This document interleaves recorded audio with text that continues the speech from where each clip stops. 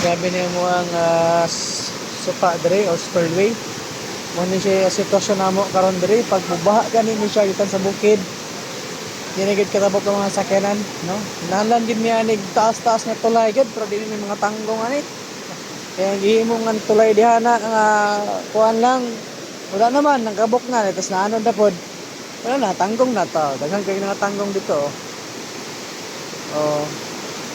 Sa mo ni sitwasyon sa among tulay diri. Kung kusog kay ulan mga basa gyud. Kaya wa may kapasilungan. Oh, gitabok na lang ni kuya ang kuan. Hinay lang gyud kay medyo kusog-kusog pa ang tabaha.